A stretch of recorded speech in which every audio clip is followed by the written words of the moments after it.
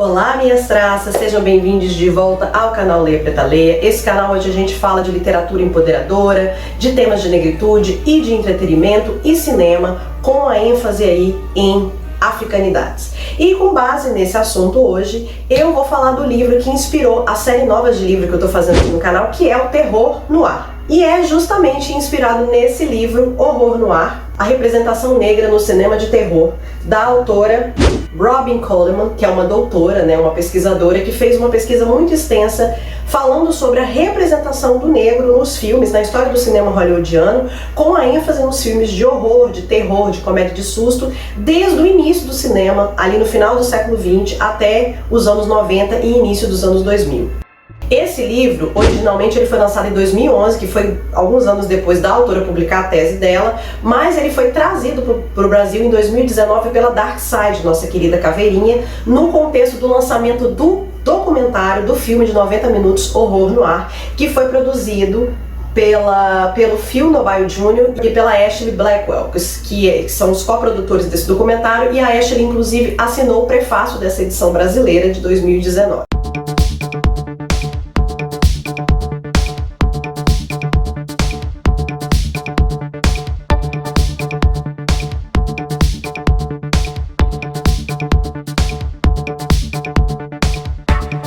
Se a gente for pensar na história do cinema, gente, que já está aí na sua 13ª década, o cinema surgiu aí no final do século XIX, então já está aí 130 anos, o terror permeia a história do cinema quase toda, principalmente desde os anos 20 e 30, desde a época do cinema mudo, onde tinham o que eles chamam de curtas ou filmes de comédia de susto, que é aqueles filmes mudos que tinham o susto misturado. Então o terror sempre fez parte do processo do cinema. E ele sempre foi um gênero que desafiava muito os limites e testava um pouco a questão do que a gente considera suportável e sustentável. Também era um gênero que poderia discutir assuntos sociais e que causa medo justamente pela trivialização da violência, que é o que é a tese da doutora Coleman, que o terror justamente dá medo porque geralmente são filmes baseados numa violência muito trivializada, uma violência muito naturalizada, a qual a gente já não está acostumado. E existem pesquisas hoje em dia que mostram que a gente gosta de assistir terror justamente porque depois que você tem um susto, tem aquele pico de adrenalina, você depois recebe uma carga de serotonina. Então é uma questão de recompensa. O terror, ele traz pra gente uma sensação de recompensa, tanto que depois que a gente está no cinema assistindo um filme de terror e todo mundo toma aquele susto, depois todo mundo começa a rir, meio que aliviado que aquela cena aterrorizante passou. Então é uma coisa muito estranha, mas como que muita gente gosta de assistir terror. Eu particularmente não sou muito fã dos slashers, aqueles filmes que eu falo que torce e sai sangue. Mas eu gosto muito de suspense, justamente porque tem aquela tensão e depois aquele alívio. Mas se a gente for falar da história da negritude no filme de terror, essa história fica mais forte principalmente nos anos 60. E a gente vai ter aí desde A Noite dos Mortos-Vivos, que é de 68, até A Lenda de Candyman, em 2021, a gente vai ver mudanças na forma como os negros são apresentados no cinema de terror. E eu acho que a doutora Coleman, ela é muito inspirada, porque ela é muito fã de terror, mas ela usa isso como um panorama para a representação dos negros em geral. E o horror, ele tem sido, nesses últimos, desde os anos 60 anos, um espaço muito provocativo para a gente entender como que o cinema representa a visão dos negros, a visão que a sociedade tem nos negros. Algumas vezes uma visão do ponto de vista dos próprios negros, outras vezes, a maioria das vezes, uma visão super estereotipada. Então é um gênero que vai provocar a gente justamente para entender como que a sociedade, muitas vezes branca, privilegiada, como que a branquitude muitas vezes constrói a visão do negro dentro do cinema. O livro, ele trata de um recorte muito específico, que é o cinema de Hollywood e também alguns filmes independentes de terror dos Estados Unidos, mas que depois a gente pode ver isso refletido nos outros tipos de terror no mundo. A gente sabe que a gente tem um cinema de terror muito forte, principalmente depois que o Mujica, nos anos 60, o famoso Zé do Caixão, começa a produzir o terror no Brasil, mas esse livro tem um recorte muito específico do cinema americano, que é o cinema mais mainstream. O cinema de terror que a gente assiste em geral é americano, ou ele faz uns remakes horrorosos de filmes de outros países, mas é o americano.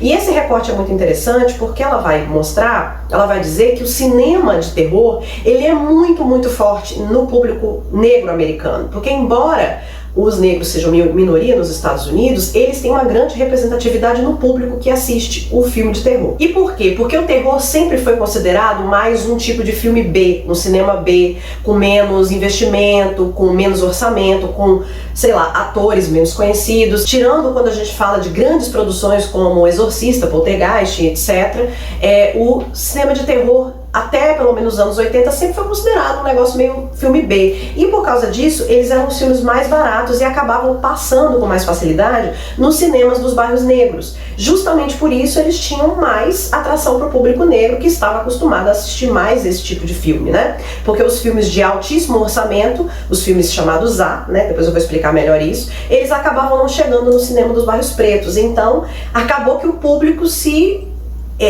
juntou muito nesse impulso, e o movimento negro sempre teve um impulso forte na hora de criticar o cinema e a representação dos negros no cinema americano. Um dos pontos que eu achei mais interessante desse livro é que a doutora Coleman, né, ela vai falar dos grandes estereótipos do negro no filme de terror, que se você assiste terror e tem uma visão um pouco mais sensível sobre essa questão, o filme de terror muitas vezes tem uma questão racista e muito misógina. Existe uma forma muito estereotipada de como se representa pessoas negras e mulheres brancas, especificamente mulheres brancas, e principalmente como que eles criam estereótipos do negro no cinema. Então, alguns estereótipos que ela vai falar. O negro engraçado, que é aquele cara que faz o alívio cômico e às vezes arregala o olho e treme, que a única função dele é o alívio cômico, que inclusive no filme Corra, do Jordan Peele, ele usa o personagem do Lee Ray, que é do ator Rod Williams, como se fosse uma sátira desse cara que é o alívio cômico. Se você assistiu o Corra, você vai lembrar que o personagem do Rod Williams, ele é o amigo do Chris, né, que vai pra casa lá dos brancos malucos, e ele é o cara que faz a piada e dá aquele alívio cômico, e isso é quase como se fosse uma sátira, porque durante muitas décadas, principalmente no início do cinema, o personagem negro, o estereótipo era do cara que arregalava o olho, fazia uma cara engraçada e se diminuía como ser humano para fazer a branquitude rir. Outro estereótipo que é muito forte é o negro que serve apenas para morrer no filme. Segundo o cineasta Steve Barry, né, ele escreve o prólogo desse livro, o prólogo do livro original. Essa coisa do negro que existe apenas para morrer no filme se torna muito comum nos anos 80, que ele chama de a década mate o negão. Ele usa essa expressão, mate o negão, que é justamente isso. Os filmes nos anos 80, ou eles eram reconhecidos pela ausência total de negros, como nas franquias do Jason, do Fred Krueger, do Halloween, aquela coisa total de não ter negros no filme. O negro servia apenas para morrer. E aí um exemplo que ficou me batendo muito na minha cabeça mesmo, e que depois a autora no final do livro ela questiona, é o filme O Iluminado, a adaptação do Iluminado de 1980 do Stanley Kubrick, que inclusive o Stephen King, que é quem escreveu o livro, detesta essa adaptação por uma série de questões. Uma das questões que mais me incomoda é que no livro o personagem negro, o cozinheiro, ele era um cara extremamente importante, tanto que ele tá tanto no Iluminado quanto no Dr. Sono, que é a continuidade.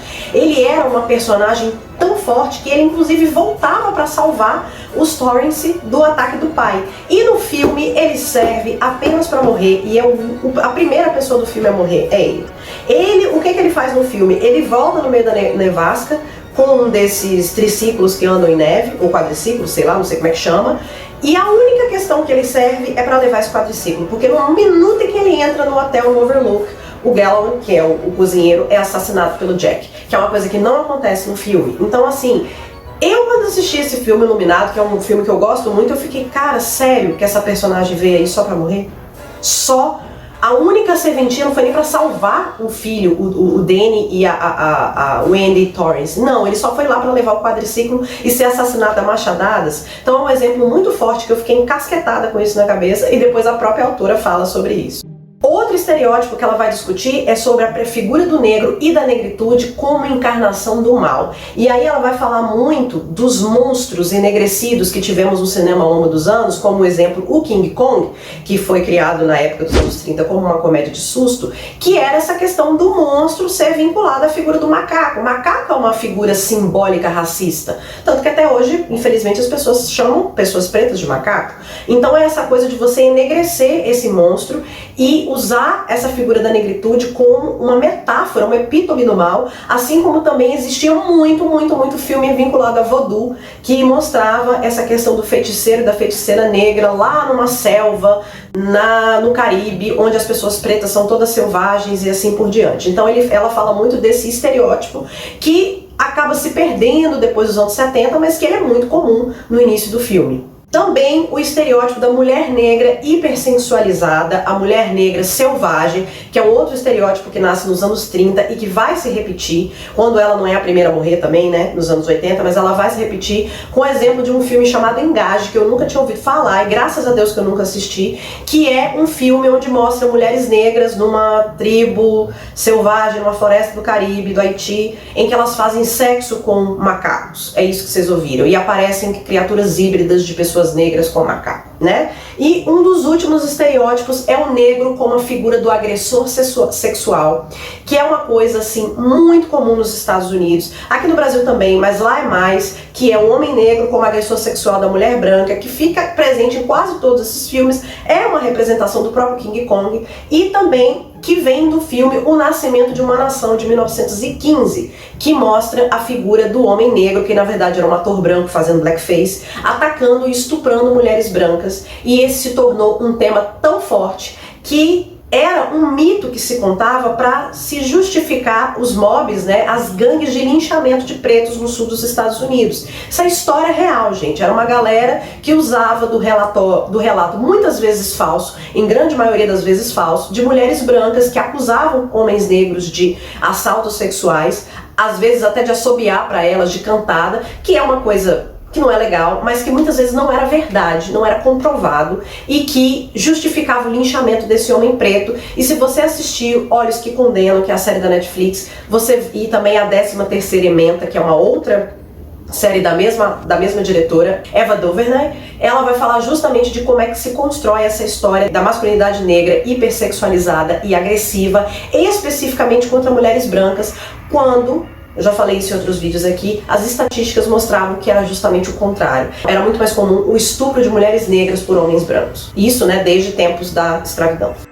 No prefácio desse livro, a Ashley Blackwell, que é a pessoa que vai, a coprodutora, né, do documentário, que eu não assisti, mas estou muito querendo assistir, ela vai tentar responder a seguinte pergunta: como que a gente chegou aqui? Como chegamos até aqui no cinema de terror, isso em 2019? E ela toma como ponto de partida a experiência que ela teve ao assistir a pré-estreia do filme Corra, em 2017. Porque ela estava fazendo uma pesquisa muito grande sobre terror nessa época e ela foi convidada para assistir essa pré-estreia. Ela ficou impactada, todo mundo ficou extremamente impactado com Corra. Corra era um filme que ninguém imaginava que ele ia ter o impacto que ele ia ter, como ele teve, inclusive de ser indicada a 4 dos Oscars mais importantes e ganhar, né, o Oscar de melhor roteiro adaptado, do Jordan Peele, e tornar o Jordan Peele um dos diretores mais, assim, incríveis do cinema americano. E porque o Corra, cara, ele parte de uma premissa que é muito forte e muito inovadora, que é justamente como a criação desses estereótipos racistas de pessoas brancas para pessoas negras podem se tornar, sim, temas de terror. O Corra é justamente isso, são pessoas brancas que criaram estereótipos racistas e também que tem muita inveja de raça, existe teorias de negritude que falam que existe o racismo não só contra negros, mas contra outras raças, vem muito de uma inveja de raça, de um sentimento que para algumas coisas, negros, asiáticos, etc, são superiores do que os brancos e por isso rola uma inveja que vira um racismo, vai entender, né? E como que isso pode ser transformado no terror. E aí ela fala como é que ela ficou impactada. E aí eu vou falar com vocês da minha experiência assistindo Corra. Eu assisti Corra quando eu estava em estreia no cinema aqui do Brasil em 2017. Eu assisti ele no cinema no shopping lá de Niterói. Eu fui lá com um boyzinho, que era um date, que foi um date horroroso, vamos deixar claro, tá? Mas assim, o único ponto importante que teve nesse date era um rapaz branco do sul do país, que deve ter votado em Bolsonaro hoje em dia, não sei, né? Na época ainda não existia. E a gente acabou que terminamos assistindo Corra. Nós tínhamos batido boca a tarde toda sobre questões raciais e feministas, né? E aí, por fim, a gente foi assistir Corra. Cara, eu lembro que ninguém respirava dentro do cinema. Nem esse cara que tava comigo. até ele, que era um cara branco, que tinha dito pra mim várias vezes que esse negócio de racismo não existia, que isso era coisa de cinema, que isso era coisa de filme, que isso era coisa apenas do sul dos Estados Unidos, que isso não existia no Brasil, ele ficou extremamente impactado. Eu lembro que todo mundo tava com uma atenção tão grande que ninguém se mexia. E na hora que o filme acaba, todo mundo deu aquele suspiro. E é engraçado porque Corra, ele é um filme classificação 14 anos, ele não é um filme super slasher, sabe? Ele não é um filme cheio de sangue espirrando, acontece, mas não é tanto. Ele é um filme de tensões, é tanta tensão entre a questão da branquitude e a negritude que até esse cara, meio racista e meio machista, que eu fui junto, né, por algum motivo, sei lá, porque eu também não sabia, ele ficou impactado, que depois ele mesmo saiu do cinema falando, caraca, eu jamais imaginava, mas ainda bateu na tecla de que aquilo só acontecia nos Estados Unidos e etc, que isso era coisa de filme, e aí eu fui falando com ele que não, que aqueles estereótipos realmente existiam, e como que aquilo, né, impactava. Uma das razões que impactaram a Ashley Blackwell, que inclusive foi uma das razões que me impactou muito desse filme, não é necessariamente sobre a questão da política de raça, da ideia de supremacia branca, do racismo velado, aquele racismo subreptício, né? Oculto, sorrateiro, né, que se você não parar para prestar atenção, você nem pensa que é racismo, as pessoas brancas geralmente nem consideram que é racismo. Não, o que impactou mais foi como todas essas construções de estereótipos racistas vão ser internalizadas e causar adoecimento no personagem do Chris, porque é isso, o Chris é um homem negro extremamente adoecido por aquela questão racista, entendeu? Pelos traumas que ele tem da infância, pelo fato inteiro de ser questionada a masculinidade dele como homem preto, por ele ter deixado a mãe morrer sozinha, quando na verdade ele era apenas uma criança e tal. Isso é internalizado por ele e causa um adoecimento tão grande, que é o grande tema do terror, e foi uma das coisas que ficou muito forte pra mim, como que ele também se empodera e utiliza essa visão do trauma dele pra construir, pra ser um fotógrafo maravilhoso, etc, mas como que os brancos utilizam isso contra ele. Toda essa construção de masculinidade tóxica preta, de trauma com racismo, da relação com essa família branca, porque o que acontece? A Ashley Blackwell, ela vai falar do Chris como um homem fragmentado, uma figura fragmentada, porque ao mesmo tempo que ele tenta se perceber como negro, se empoderar, ele acaba se apaixonando por uma mulher branca e ele vai para uma família branca, e isso faz o sentido o tempo inteiro dele da questão da desconstrução da sua identidade como homem preto. Isso acontece muito quando existe uma miscigenação forçada, principalmente quando a pessoa branca do casal não reconhece o racismo, quando a pessoa branca do casal não tem empatia nem sensibilidade para as questões raciais. Quando isso acontece, gente, dá para dizer que amor tem cor, sim. Não estou dizendo que casais miscigenados não devam existir, mas a pessoa que está na posição do privilégio, ela tem que entender que ela está na posição do privilégio. Eu tive relacionamentos interraciais e eu entendo muito como é sofrido quando você está com uma pessoa que não entende as questões que você vive.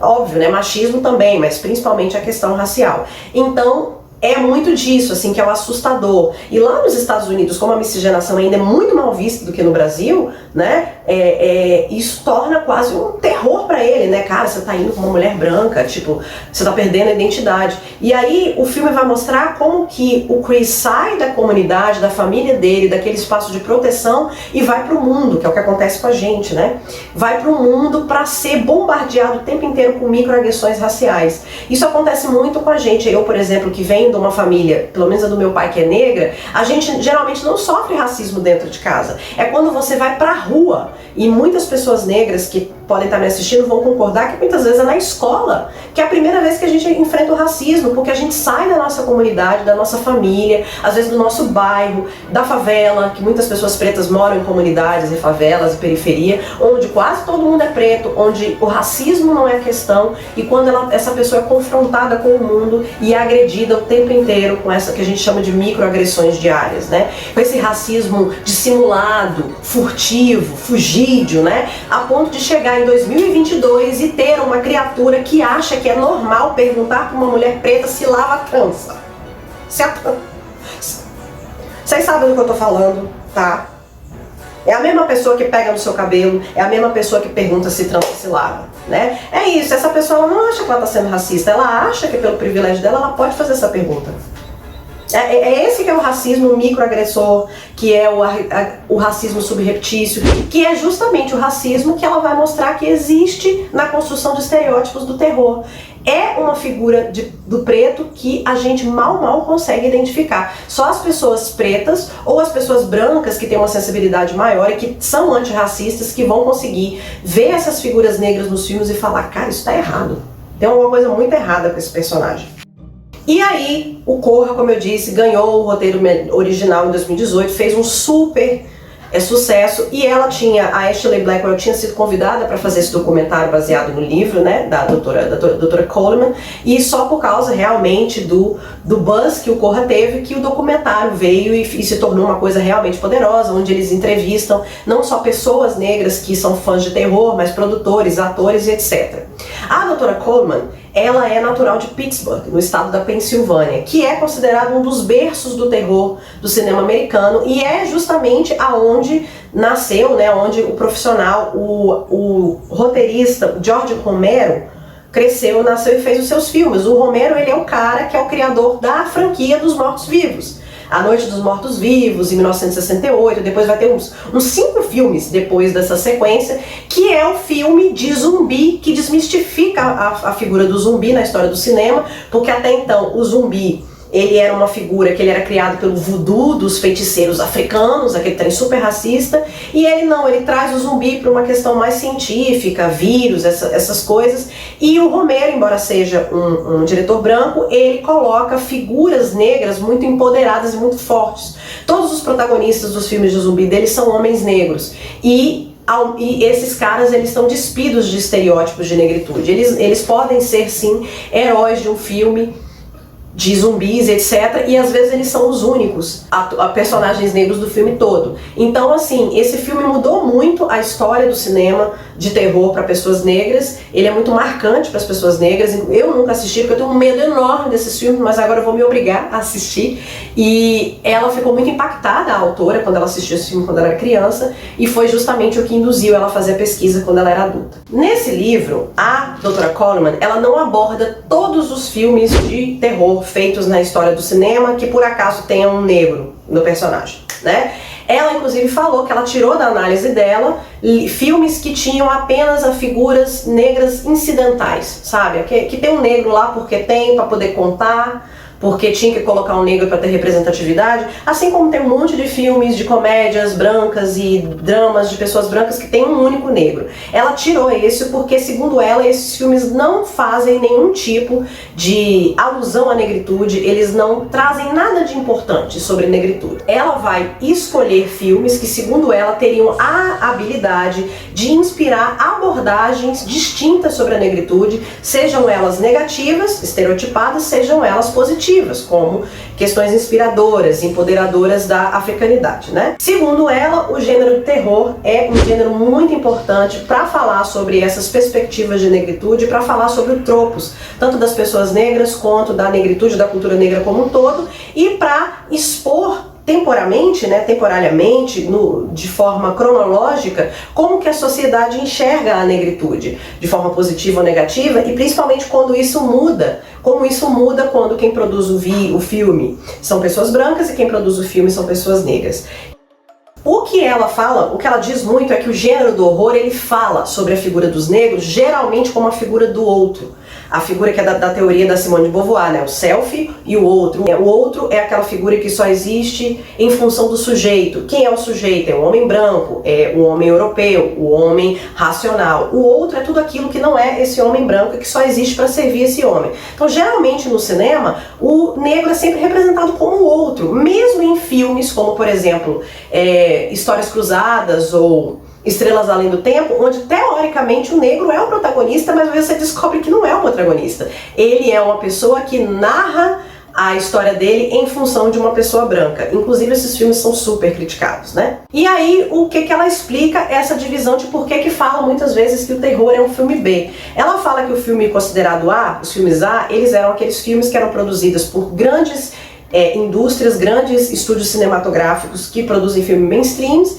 Era o drama, os filmes com grande orçamento, com muito patrocínio e com atores muito famosos. Já os filmes B são aqueles filmes onde geralmente o terror está encaixado, tirando alguns exemplos aí, como eu falei, do Exorcista, geralmente são filmes que têm baixo orçamento, que são produzidos geralmente por estúdios independentes, que são produzidos às vezes com atores que estão começando ou com autores que já estão ali meio decaindo na carreira e etc.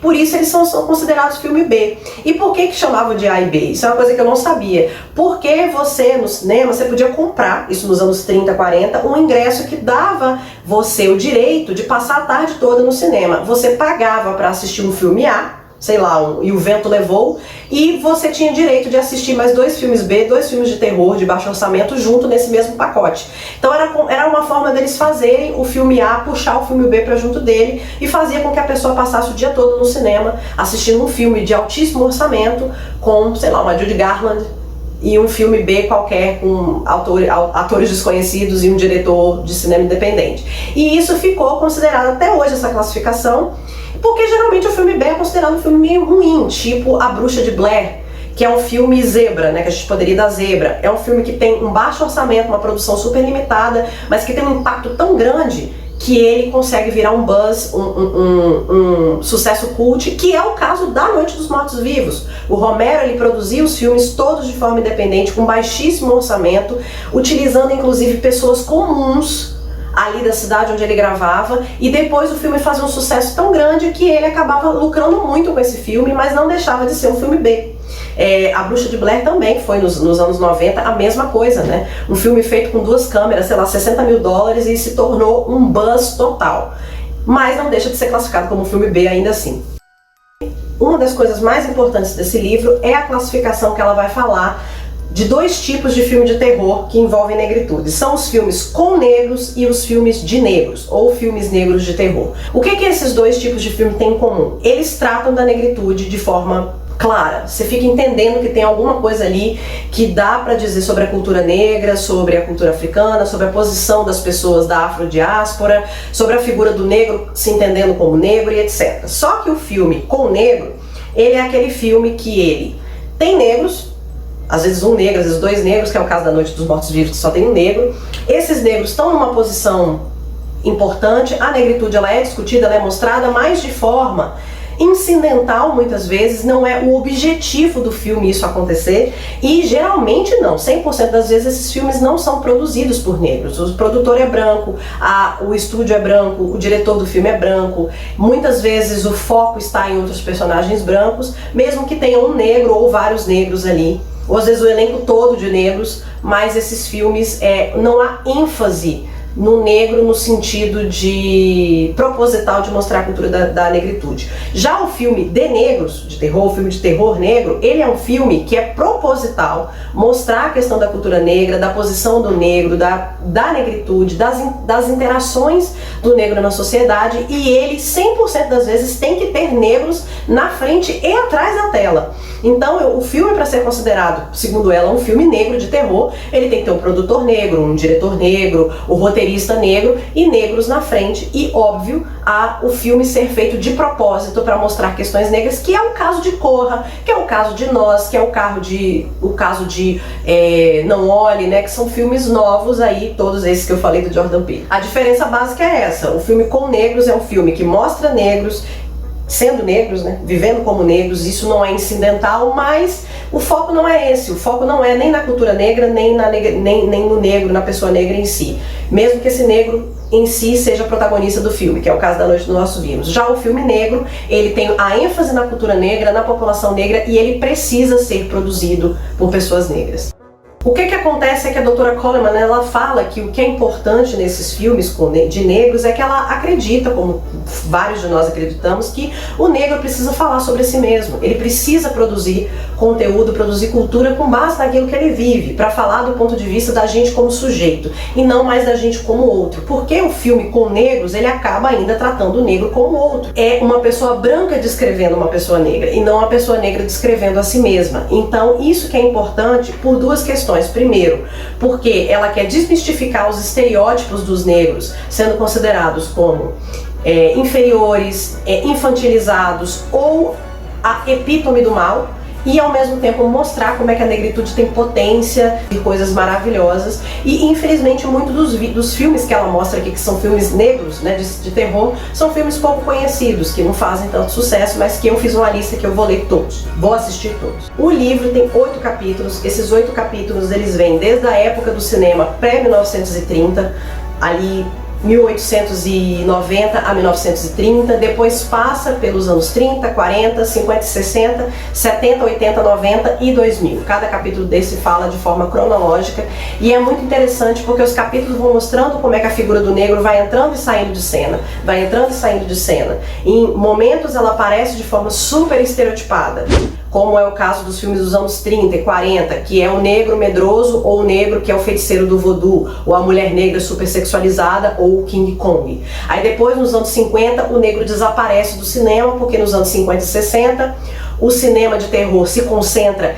por causa da corrida, né, espacial, intelectual, se concentra no laboratório, em erros da ciência, e para o cinema de Hollywood, o negro não tem lugar no laboratório de ciência. Então o negro desaparece do filme nos anos 50 e 60, exceto no final dos anos 60, quando está tendo o movimento do Black Power, dos direitos civis, e o negro volta a aparecer devagarzinho, principalmente na Noite dos Mortos-Vivos, que é o grande marco do cinema. Ela dedica praticamente um capítulo a esse livro, mostrando de como foi a primeira vez, mesmo que não seja um filme produzido por uma pessoa negra, foi a primeira vez que um negro é demonstrado num filme mais mainstream de forma não estereotipada. E ela também vai falando que existiam sim diretores e produtoras independentes de pessoas negras que estavam produzindo filmes de terror nas décadas de 30, 40 e 50, mas que a maioria das pessoas não assistia, né? Aí ela fala nos anos 70, que é o capítulo que fala dos anos 70, que é o auge do Black Power, que os filmes, tanto os com negros como os filmes de negros, vão se apropriar do movimento Black Power para poder falar da negritude, tanto de forma estereotipada, como é o caso dos filmes do Blaxploitation. Blaxploitation é esses filmes que exploravam a questão negra de forma estereotipada, e ela usa o caso do Shaft como exemplo, como com filmes negros, que eram inclusive filmes aí dos mortos-vivos, que mostravam essa produção dos negros. Aí na década de 80 há uma regressão quando ou os negros são os primeiros a morrer no filme, que é a década do macho negão que o autor fala, ou quando os filmes simplesmente não têm negros porque eles são gravados em subúrbios de cidades americanas de classe média branca, que é o caso de todos os filmes, do Sexta-feira 13, Halloween, do Fred Krueger. Esses filmes eles são gravados em situações que não tem negros, porque nessas cidades, alguns deles até gravados na própria Pittsburgh, mas são gravados aí em subúrbios, com casonas onde só tem gente branca. Depois a gente vai ver Pânico, todas essas grandes franquias, gente, aparecem aí, essa figura, o negro é observado justamente pela inexistência do negro, pela forma proposital de se fazer um filme num subúrbio branco para que não existam outras etnias envolvidas, a não ser que esse cara seja uma pessoa negra no filme que vai se auto-sacrificar por um branco e ser assassinado, como é o exemplo do Iluminado que a própria autora fala. Nos anos 90 ela mostra aí que existe o renascimento do cinema de negros, feito por uma série de produções independentes de produtores negros, e os filmes com negros que vão continuar aí repetindo estereótipos ou não, com muitas vezes ainda usando o estereótipo do negro como mal, como no caso de Predador, porque se você não entendeu que Predador é um homem de dread, não tem nada que eu possa falar com você, né, gente? Então, assim, pra mim é claro que ainda continua tendo essa figura da metáfora do negro como uma metáfora do mal, mas existe sim um nascimento, um empoderamento muito grande do cinema de terror negro, principalmente na obra do Romero, que passa sim a ser um filme de negros dos anos 90, porque o autor começa realmente a ver como os filmes dele são importantes para a população negra e passa a colocar essa negritude como uma questão mais empoderadora. E por fim ela fala dos anos 2000, porque a tese foi apresentada em 2010, né, da questão da cultura do hip hop, dos filmes de terror negro ter tanto o Blaxploitation como a questão do hip hop, essa figura que tá até filme com o Snoop Dogg, etc. E ela passa uma listagem muito grande de filmes de terror pra gente assistir, só que são filmes pra gente assistir com esse outro olhar. A partir de agora assistir os filmes como um todo, mas principalmente os de terror, com esse outro olhar. Do negro sendo representado por separação, por empoderamento ou até pela inexistência desse negro. Como tem filmes que a gente adora O exemplo é o Pânico, o Freddy Krueger, que não tem negro nenhum. E aí a autora vai chamar atenção até para a franquia do Todo Mundo em Pânico, que deixa muito clara essa crítica aos negros. Vocês vão lembrar que a franquia de Todo Mundo em Pânico, em vários momentos aparece essa crítica ao cinema de terror embranquecido. O filme 2, principalmente, que mostra na Mansão Mal Assombrada, que os negros levam muito em consideração essa questão de como eles são excluídos dos filmes de terror ou como eles são os primeiros a morrer. Bom, gente, como esse vídeo é um vídeo de comentários, né, ele é um vídeo mais longo, eu recomendo demais que vocês comprem esse livro da Dark Side, vou colocar o link aqui embaixo, mas quero chamar a atenção para algumas coisas. Esse livro ele é baseado numa tese, num estudo acadêmico, então ele tem uma linguagem às vezes difícil de entender, às vezes arrastada, porque é muito descritiva, porque afinal de contas é um texto acadêmico.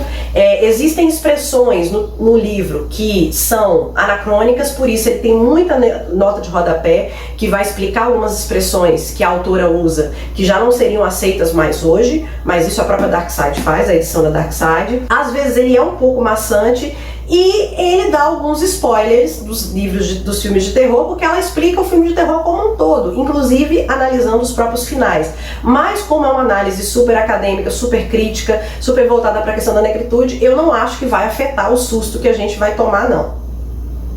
E claro, ele elenca aqui uma quantidade enorme de filmes pra gente assistir sobre outra ótica, até filmes dos anos 30 e 40, esses filmes de produção independente aí de estúdios negros, que eu vou fazer questão de assistir, porque eu acho que tem uma coisa muito cult nisso de assistir esses filmes. Então, é a minha dica pra vocês hoje, Horror Noir de 2019 da Dark Side, vou colocar o link aqui. Espero que você tenha gostado desse vídeo enorme e continue acompanhando os nossos Terror Noir, que é a nossa série de vídeos que vai falar sobre a questão de terror e true crime, mas com essa veia um pouco mais voltada para assuntos sociais como negritude, masculinidade, feminilidade, misoginia, racismo, essas questões.